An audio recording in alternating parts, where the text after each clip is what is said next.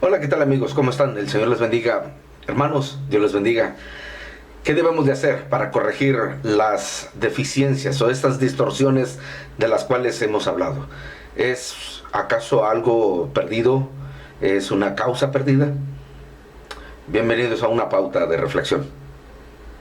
Es necesario que, hermanos, volvamos al fundamento y que reconozcamos, hermanos, qué es lo que estamos faltando por poner en el centro de la enseñanza de la palabra de nuestro Dios. Definitivamente ponemos nuestra atención en muchas cosas, en demasiadas cosas que en realidad son, vamos, ni siquiera complementarias a lo que deberíamos de estar haciendo al interior de las iglesias.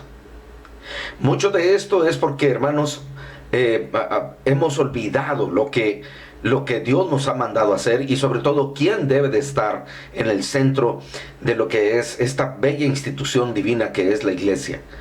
Lo querramos o no, la iglesia, entre todas las cosas que tienen una perspectiva distorsionada por medio de la gente, es porque nosotros mismos hemos fallado en mostrar la perspectiva correcta de lo que es la iglesia.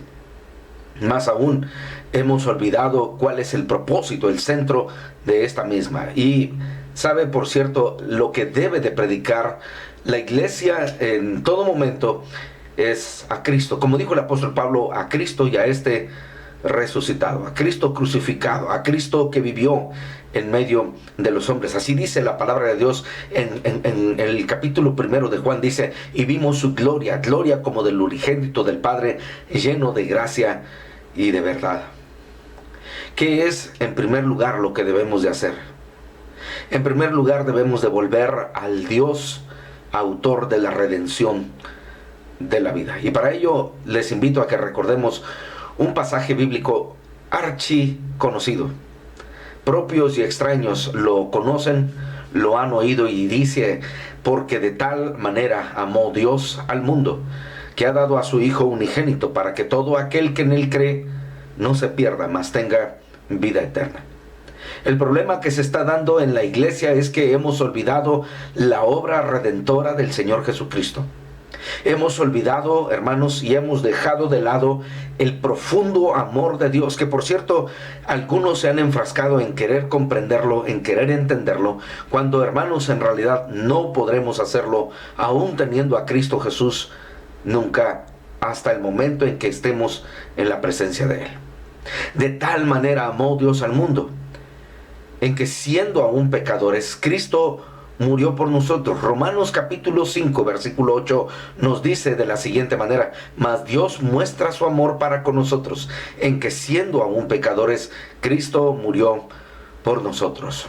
Es increíble que un Dios, el único Dios que pudo obrar esta redención, haya hecho lo que hizo para que usted y yo tengamos la vida eterna. Y vaya, no solamente la tengamos, sino que esté al alcance de aquel, como dice Juan capítulo 3, versículo 16, para que todo aquel que en él cree no se pierda, mas tenga vida eterna.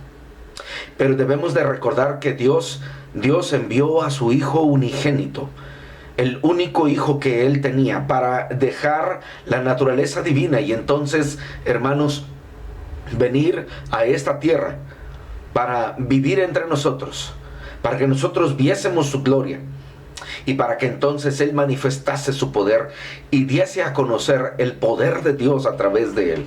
Que Él es el único medio, Él es el único mediador entre Dios y los hombres.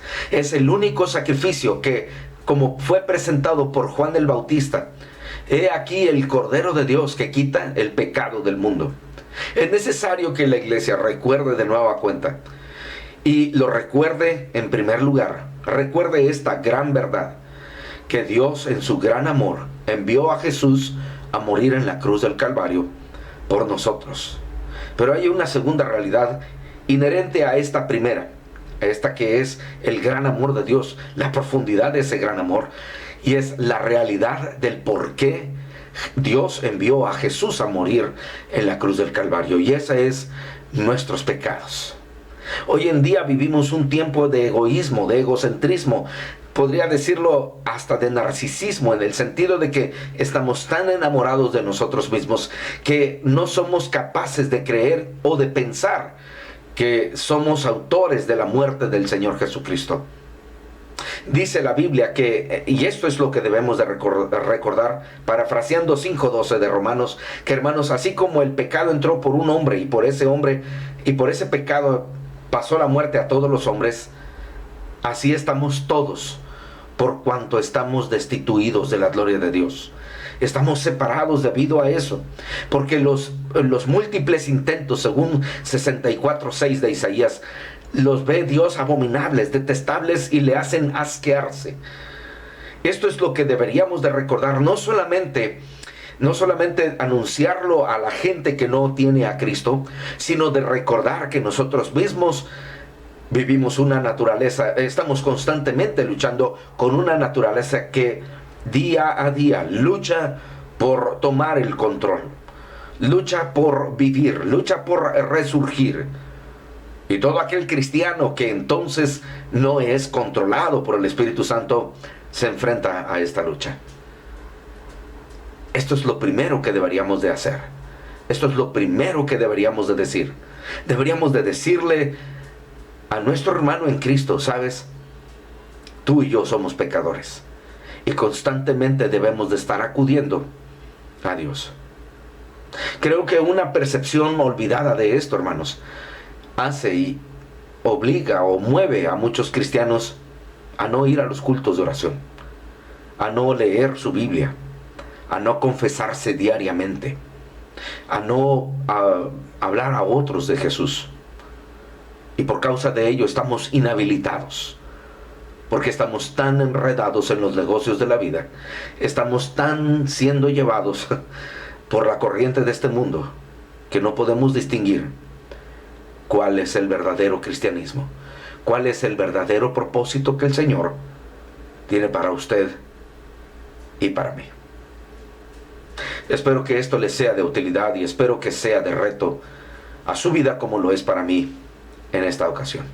Y yo lo espero en la siguiente pauta de reflexión. Hasta entonces.